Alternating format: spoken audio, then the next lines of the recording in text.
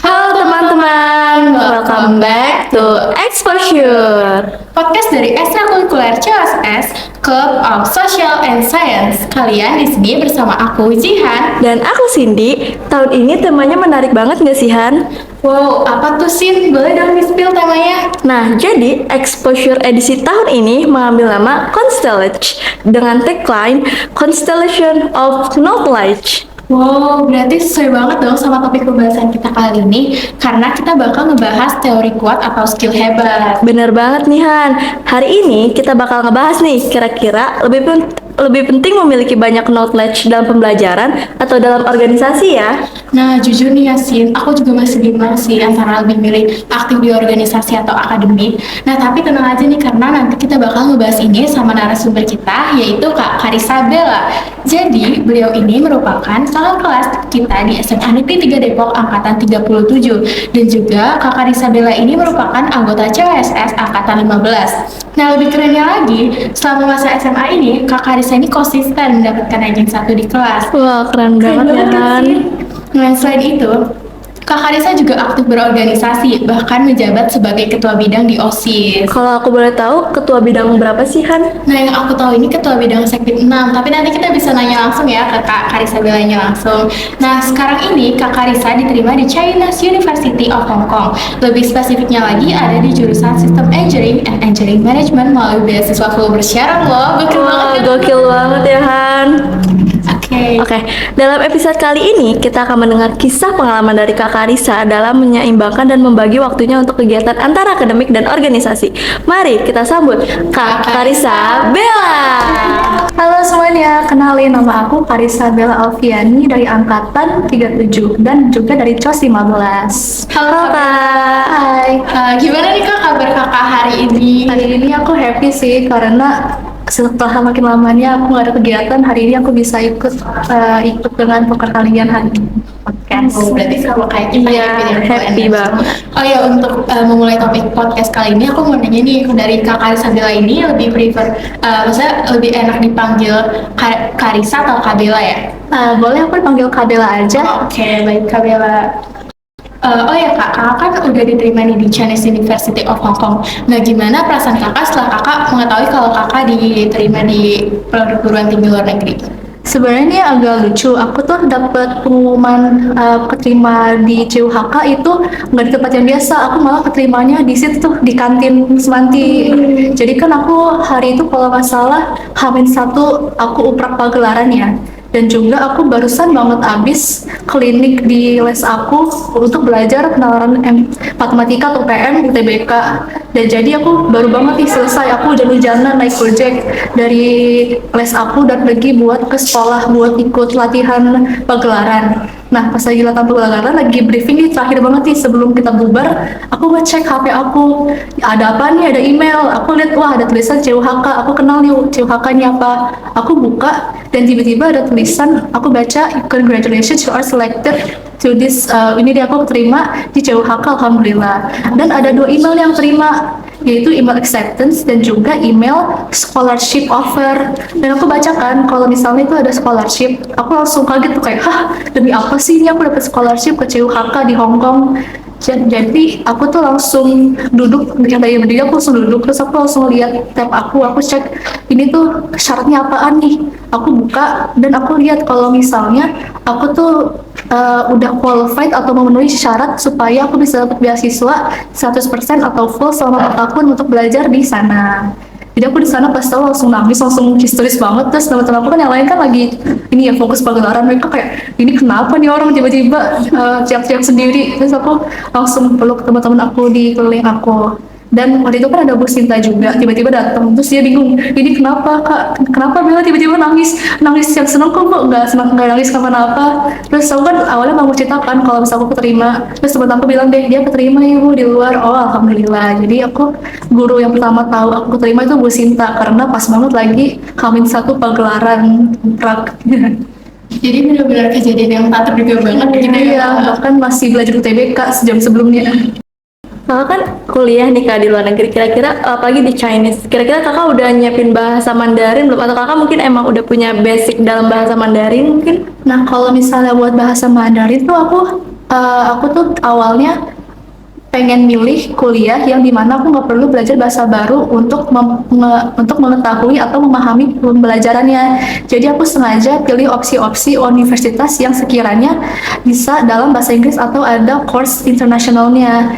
Jadi karena yang aku pilih itu di CUHK sudah itu full bahasa Inggris course-nya, profesor yang ngomong bahasa Inggris, teman-temannya juga akan belajar dalam bahasa Inggris dan juga textbook segala bahasa Inggris. Aku merasa kayak cukup nih kalau misalnya aku belajar di luar negeri dengan bekal aku di bahasa Inggris. Nah, tapi untuk bahasa Mandarin kan tetap harus belajar ya, karena mau gak mau aku tuh tinggal di negara mereka, dan juga kalau misalnya komunikasi itu aku nggak cuma dengan lingkungan kampus aku doang, tapi juga dengan orang-orang di sekitar aku, orang-orang lokal. Jadi aku udah mulai ini sih belajar-belajar bahasa Mandarin dan juga kanton untuk nanti bekal aku sehari-harinya di Hong Kong.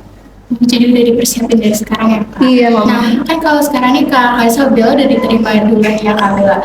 Jadi selama mengisi waktu kosong ini, kegiatan apa aja sih yang Kakak lakuin? Sebenarnya aku awal-awal bisa dibilang nganggur sih, karena kan aku keterima Februari awal. Sedangkan aku itu baru berangkat ke Hong Kong Agustus, dan aku baru mulai September. Jadi hitungannya tuh 7 bulan, aku nggak 8 bulan, aku nggak ada kegiatan apa-apa. Terus aku langsung mikir, ya Allah ini aku ngapain nih? Awalnya aku happy dong, aku seneng banget, gak usah UTBK, nggak usah nungguin SNBP. Tapi aku juga mikir, lama-lama aku mikir, aku bosen banget di rumah. Aku udah nonton film, aku udah nonton series, aku udah baca buku, dan juga aku udah ngelakuin banyak banget aktivitas kayak misalnya melukis ataupun yang lain-lainnya.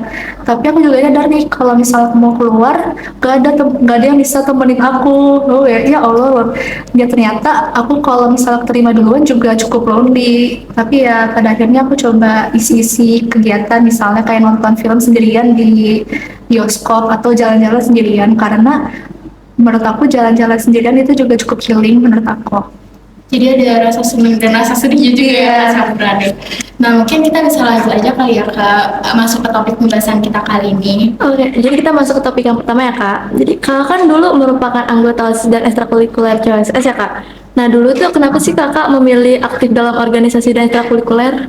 Dulu tuh aku milih untuk aktif di organisasi dan ekstrakurikuler karena aku pengen punya sesuatu yang bisa ngimbangin dengan akademik aku. Jadi aku nggak cuman pengen punya pengalaman ataupun prestasi dalam akademik, tapi aku juga pengen mengembangkan diri aku ataupun juga karakter aku dalam sisi non akademik juga, yaitu dengan cara join-join ekstrakurikuler dan juga organisasi. Nah, aku tuh dari MPLS pengen banget join OSIS, dan apalagi aku dari awal pengen banget jadi kabing wakabing. Nah itu tuh salah satu motivasi aku supaya join OSIS. Nah karena itu aku tuh bener-bener niat banget untuk menjadikan diri aku anggota OSIS. Aku pas lagi mendaftar itu isi esainya, isi SWOT-nya tuh sampai 2 lembar aku penuhin, karena saking pengennya aku jadi anggota OSIS. Dan alasan aku join COS tuh kemarin, aku inget banget pas lagi demo ekstrakurikuler, lagi demos, aku kelas 10, aku ngeliat nih yang mau masuk COS dijamin 100% masuk PTN, kayak wah join gak sih, harus masuk COS gak sih kalau kayak gini berarti. Tapi aku juga nggak baru sadar sih, aku sadar ketika aku ikut VFM-nya COS itu ternyata di COS tuh nggak cuman apa sih mengedepankan atau memprioritaskan akademik ataupun juga perlombaan, tapi juga dari sisi organisasinya juga dan juga karakter dalam setiap anggotanya. Kira-kira selain OSIS dan COS, kakak ada nggak sih yang ikut kegiatan lainnya? Kalau misalnya selain OSIS COS sih kan udah cukup padat ya, tapi aku juga join ekskul lain kayak Rohis, karena itu sebenarnya nggak banyak yang tahu kalau aku join Rohis itu, tapi aku join itu karena aku pengen naikin nilai agama, dan juga aku pengen kalau misalnya ke kegiatan-kegiatan aku bisa apa ya istilahnya, kalau dalam kegiatan Rohis kan banyak banget ya, aku bisa nggak ikut deh kegiatan, selalu aku males kadang-kadang. Tapi juga aku ikut ke kegiatan-kegiatan volunteer atau sukarelawan di luar sekolah. Misalnya waktu itu aku pernah ke Pulau Seribu itu volunteer, dan juga aku pernah ikut ke volunteer sukarelawan di Peduli, itu di rumah autis gitu. Aku jadi salah satu yang bantu-bantu dan juga main-main sama anak-anak di rumah autis itu. Oh, berarti Kak Karsa ini sangat aktif dalam ekstrakurikuler maupun organisasi. Nah, pastinya kan di setiap ekstrakurikuler ataupun organisasi itu punya pengalaman yang tersendiri ya Kak. Nah, mungkin boleh diceritain dari momen yang paling berkesan dulu menurut Kak Bella. Kalau momen berkesan sih, menurut aku kalau di OSIS pasti di gradu, di OWL dan juga di sites karena itu kan 3 event yang sangat besar dan itu tuh kalau dipersiapin tuh lama banget dan juga kalian tuh sama divisi itu terus dan kalian tuh apalagi kalau misalnya kalian jadi divisi acara atau divisi-divisi atas kalian itu benar-benar ketemu 24/7 kalian ngechat mereka terus maka dari itu aku lihat nih pas aku jadi BPH di gradu 2025 acara gradunya sangat solid dan juga lucu-lucu juga orangnya kalau dibaca karena banyak banget struggle-nya kemarin pas gradu 2025 karena ada banyak banget peraturan-peraturan baru karena ada gubernur baru di Jawa Baratnya. Dan juga kalau awal sih seru banget sih karena itu event yang melibatkan eksternal ya dan meskipun di size itu kita nggak bisa mengundang eksternal tetap saja menurut aku itu nggak mengurangi euforianya. Berarti banyak banget pengalamannya. Nah, selain itu Kak, dari yang kita dengar juga, Kakak juga berprestasi nih di sekolah. Nah, boleh Kak diceritain sedikit tentang pencapaian yang Kakak raih selama masa sekolah ini? Kalau misalnya ngomong pencapaian di sekolah, aku alhamdulillah selama 5 semester aku ranking 1 terus. Jadi kelas 10, kelas 11, kelas 12 selalu ranking 1. Dan juga kalau misalnya paralelkan di teknik aku paralel 3, tapi kalau di satu sekolah aku paralel 4. Jadi sebenarnya aku kalau misalnya eligible itu cukup tinggi, tapi pada akhirnya aku ngelepasin karena aku mikir-mikir nih, aku bakal lebih nyesel ngelepasin eligible atau lebih nyesel ngelepasin beasiswa di luar negeri. Karena aku mikir nih, kayaknya aku bakal lebih sedih deh kalau misalnya suatu hari nih aku lagi di Indo, tiba-tiba aku mikir, wah harusnya aku bisa nih lagi di Hong Kong sekarang. Kayak aku mikir-mikir kayak gitu. Jadi aku kayak, ya udahlah, mending ini eligible yang udah aku pertahanin selama 5 semester, aku lepasin dan aku coba untuk jalan ini yang baru yang nggak biasa orang lain coba di sekolah negeri ini di Semanti dan semoga jalan yang ini tuh bisa memberikan yang terbaik buat aku. Kakak pernah nggak ngerasa kesulitan dalam mempertahankan prestasi akademik? Apalagi kan kakak ini kan aktif OSIS sama CSS-nya ya? Ya, kalau misalnya mempertahankan nilai itu banyak orang yang ngira susahnya tuh di bagian ulangan ataupun di bagian ulangan tugas. Tapi menurut aku, cara aku mempertahankan nilai itu dengan cara selalu aktif dan nimbrung di setiap kegiatan KBM. Mau itu mapelnya yang nggak jelas pun apa yang jelas, misalnya MTK. Pokoknya aku selalu berusaha supaya aku maju ke depan sekali aja. Kalau lagi mapel-mapel yang butuh orang maju, misalnya kerja soal di depan, ataupun presentasi, atau misalnya di PKN. Kalau ada yang mau nanya nggak, aku selalu berusaha supaya aku tuh bisa memberikan suatu opini yang bisa aku kasih supaya nilai aku tuh karena rata-rata nilai itu nggak cuma dari mapel-mapel itu doang, tapi juga dari nilai PKN, olahraga, dan bahasa Inggris, bahasa Sunda. Makanya semua tuh nilainya harus sama rata bagusnya. Jadi aku harus sama rata juga aktifnya apalagi ke aktivitas KBM. Nah, ada nggak sih kak tantangan dari keluarga kakak sendiri? Kalau misalnya ngomongin tantangan sih keluarga aku suportif, tapi dengan syarat nilai aku tuh jangan turun. Makanya waktu itu aku kan lagi ini ya di ruang keluarga, lagi duduk biasa-biasa aja. Aku dari awal di semester 1, semester 2, kelas 10 pengen aku nggak pernah pengen lanjut 2 periode karena aku pikir waduh aku takut nih kalau misalnya nanti aku kelas 11 nanti susah untuk membagi waktunya dan time managementnya. Tapi pada akhirnya aku mikir-mikir juga kalau misalnya aku nggak lanjut OSIS nanti teman-teman aku gimana ya yang OSIS yang lain yang lanjut. Aku masih mau nih main sama mereka, aku masih mau main sama teman-teman OSIS aku masih pengen ikut-ikut kepanitiaan organisasi dan juga alhamdulillah nilai aku tuh nggak turun. Jadi waktu itu aku lagi basa-basi aja nih, aku tiba-tiba aja ngomong, Mami, kalau misalnya Bella lanjut 2 periode boleh nggak? Ya udah boleh, langsung dibolehin itu. Hari itu juga dibolehin, aku lagi ngomong langsung dibolehin dengan syarat nilai aku nggak boleh turun sama sekali dan alhamdulillah selama 5 semester konsisten. Alhamdulillah banget ya Kak. Tentunya juga mempertahankan nilai itu bukan suatu hal yang mudah. Nah, walaupun Kakak sibuk organisasi dan juga tetap aktif di akademik, nah menurut Kakak sendiri di antara keduanya itu mana yang lebih penting dan ada nggak sih saat dimana kayak kita tuh harus mengorbankan salah satu dari keduanya? Kalau misalnya dibilang mana yang lebih penting, menurut aku keduanya penting. Karena gitu, balik lagi ke diri kalian. Kalian tuh pengen juga cuman pengen mengembangkan sifat akademik kalian, tapi juga pengen mengembangkan skill dan juga soft skill dan hard skill yang hanya bisa didapat dari organisasi itu dan juga ekskul. Nah, aku merasa nih kalau dengan aku join OSIS, dengan aku join COS, aku tuh menjadi pribadi yang lebih proaktif. Aku jadi pribadi yang lebih berani dalam public speaking dan juga relasi aku jadi lebih banyak.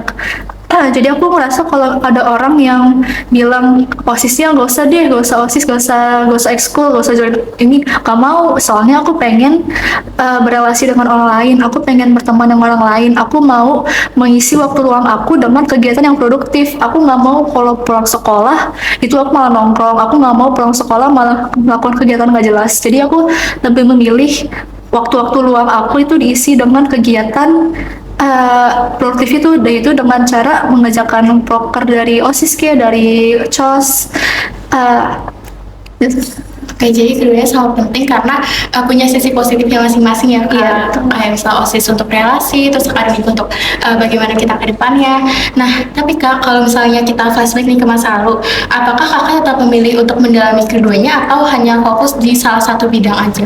Kalau misalnya balik sih, aku awal-awalnya nyesel nih, aduh apa nggak usah OSIS 2 periode ya, apa nggak usah lanjut ekskul ini ya.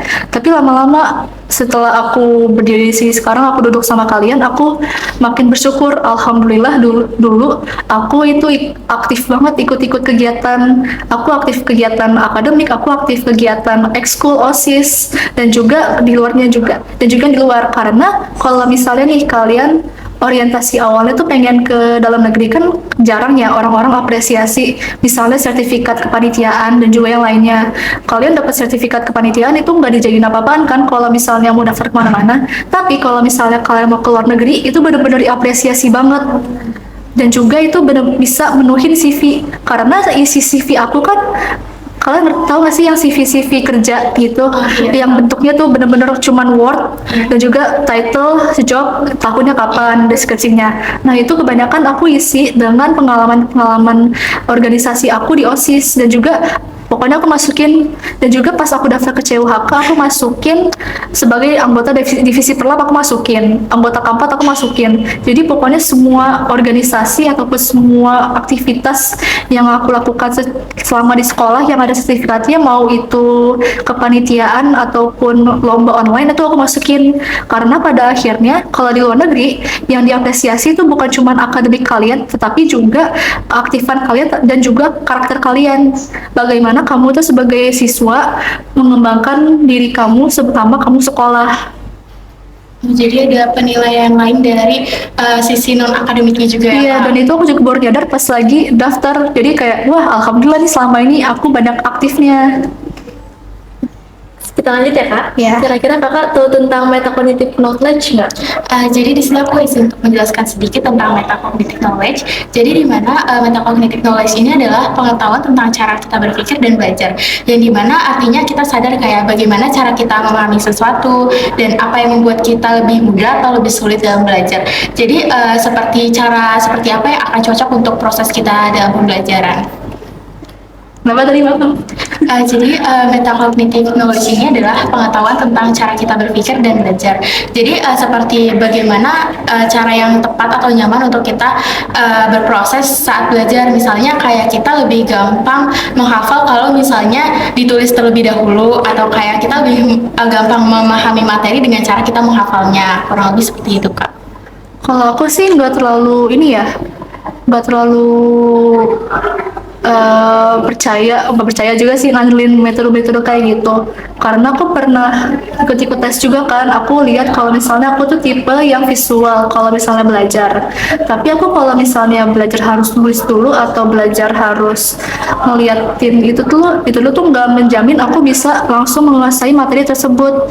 Jadi aku tuh orang yang prefer untuk belajar kalau misalnya semuanya itu langsung dicoba. Jadi aku lihat orang langsung aku praktekin, aku lihat soal langsung aku kerjain. Kalau aku salah aku tahu di mana, aku bisa evaluasi diri aku sendiri. Jadi dengan cara itu menurut aku lebih efektif, karena pada akhirnya itu metode belajar setiap orang itu berbeda dan gak bisa disamaratakan. Kalau misalnya ada tipe orang yang belajarnya harus nulis dulu, oke, tapi menurut aku itu nggak efisien karena memakan waktu yang lama. Atau ada tipe orang yang belajar itu harus praktek dulu, itu malah menurut aku lebih efektif untuk aku sendiri. Meskipun aku kalau misalnya tes selalu dapet jenis yang visual, tapi aku lebih cocok kalau misalnya kinetik. Jadi balik lagi ke diri kita sendiri, ya kita nggak bisa berpacu sama hasil tes kita, tapi lebih nyaman gimana kita cara belajarnya. Iya, betul. Menurut kakak konsep ini dapat diaplikasikan nggak sih untuk membantu pengelolaan kehidupan di sekolah dan organisasi kita? Kalau menurut aku sih balik lagi tergantung ke orangnya. Kalau misalnya orang tersebut udah mendapatkan, misalnya dia udah melakukan tes-tesnya untuk menentukan nih apa yang sekiranya bisa membantu mereka dalam belajar. Misalnya kalau misalnya mereka belajarnya tuh di kondisi yang seperti misalnya kondisi sepi, apa enggak kondisi ramai. Ada juga orang yang belajarnya di kondisi ramai kayak aku. Aku malah kadang lebih fokus belajar kalau misalnya sekeliling aku tuh chaos banget. Aku merasa kayak wah masuk nih informasinya. Malah kadang kalau sepi kayak aku butuh musik untuk menerangkan biar materi yang aku belajar itu masuk. Nah itu bisa juga diimplementasikan dalam kehidupan siswa tersebut. Tapi ya pada akhirnya balik lagi, kalau misalnya kamu merasa nih kalau kamu belajar tapi yang kamu pelajari itu nggak masuk atau kamu nggak paham, berarti ada yang salah. Bukan juga salah sih, ada yang harus kamu perbaiki dengan metode pembelajaran kamu. Misalnya kamu bisa lihat-lihat tuh di internet tuh ada banyak banget metode-metode belajar, misalnya kayak Pomodoro, kayak kamu belajar berapa menit break belajar lagi, apa enggak kamu ini kan taruh snack, kalian udah baca ambil snack makan, buka buku diri snack ambil makan. Jadi kayak ada reward yang kalian kasih ke diri kalian sendiri karena kalian sudah berhasil belajar sejauh ini misalnya. Oke, jadi selain nyiptain suasana yang tenang juga untuk kita belajar atau suasana yang nyaman untuk kita belajar, kita juga harus memberikan self reward buat diri kita sendiri. Iya betul, self reward itu penting banget sebenarnya biar nggak burn out. Iya bener banget, karena kadang kita ngerasa kayak aduh capek banget belajar, tapi kalau misalnya setelah kita self reward berarti jadi ingat, oh nanti habis selesai belajar kita bisa makan ini, kita bisa kesini, kita bisa Iya ini. betul. Oke, kita lanjut ke pertanyaan selanjutnya ya kak. Setelah kakak sudah melalui semua pengalaman kakak di SMA selama 3 tahun ini, ada nggak sih pesan yang mau kakak sampaikan ke diri kakak di masa lalu? Ya, kalau misalnya ngomongin kayak gini ya, beda-beda sih. Misalnya ke diri aku ke kelas 10, paling aku mau bilang, ikutin aja semua kegiatan yang bisa kamu lakukan, karena kamu masih kelas 10. Jadi kegiatan apapun itu, kalau di kelas 10 itu kan baru perkenalan kan, baru adaptasi. Dan juga kalau misalnya kalian melakukan kegiatan dengan sedini mungkin, informasi yang kamu bisa dapat atau pengalaman yang kamu bisa dapat di masa depan tuh sudah lebih banyak dari orang yang baru mulai baru-baru ini. Misalnya baru join organisasi kelas 11. Jadi jadi jangan lupa join OSIS, harus join OSIS. Join juga COS, join juga, pokoknya kamu harus join kegiatan-kegiatan yang sekiranya bisa memberikan positif feedback buat diri kamu sendiri. Dan kalau di kelas 11, itu aku bakal semangatin sih, karena kan periode kedua OSIS, dan juga aku baru